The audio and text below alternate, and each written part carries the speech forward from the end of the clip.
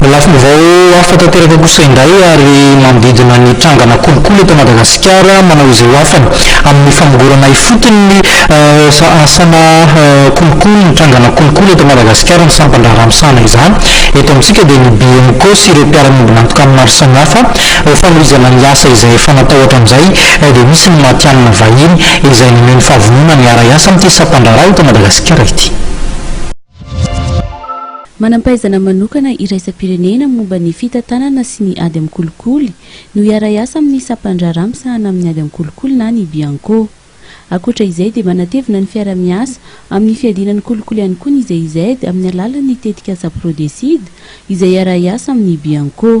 Ka faritra telo no iasan'ny tetikasa dia ny faritra Nalamanga, Boeny ary Diana. Fifanakalozana traikefa ahafahana miady amin'ny kolikoly izay fanedriben'ny firenena mambotry ny ara-toekarena fa indrindra ihany koa mampahatra ny efa sahirana ny kolikoly. Ao anatiny koa zany ankoatran'ilay hoe fanampiana ny commune amin'ny fiarovana ny vola miditra tsy mivoaka ao aminy dia io fifanarahana io zany dia nanome ny BMCO an'ilay hoe manampaizana manokana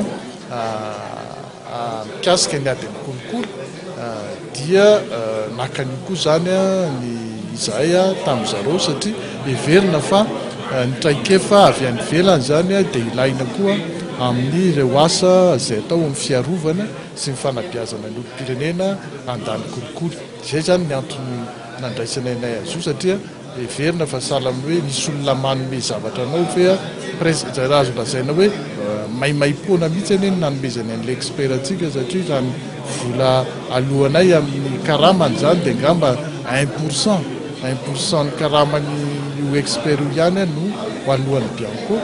Androany no nanatanterana ny fanaovatso ny mpiara-miasa teo amin'ny BMCO sy ny Prodeside tetsy amin'ny hôtel Ibisa Korondrany. Ny ao amin'ny fiarovana sy ny fanabeazana no iasany ity manampaizana ity. Manana manampaizana ny malagasy saingy ilaina ihany koa ny fifanakalozana traikefa eo amin'ny iraisam-pirenena izay tokony ifamendra ny fanazavana nentin'ny Florence Sanchez. Pour moi, c'est pas comme ça que ça se passe. C'est que nous avons un objectif commun et ensemble on travaille envers cet objectif commun. Et nous avons besoin de l'expertise ici pour travailler vers cet objectif commun.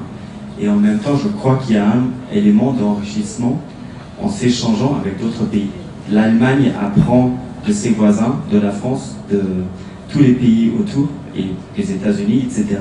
Et Madagascar aussi apprend des autres pays. C'est tout à fait normal. Kolikoly mbola olana iray mila fiarahamentana eo amin'ny tsirairay fa indrindra ihany koa mila fandraisana andraikitra lehibe mba ahafahana manena izany. Isan'ny paikady pirenena amin'ny ady amin'ny kolikoly ny tokony isiny ny ady atao isaky ny sehatra asa-panjakana izay tsikaritra amin'izao fa isiny ny kolikoly avokoa. Araka izany dia mbola lavitra nesaka ho an'ny Madagasikara ka tokony hiara-entana ny rehetra.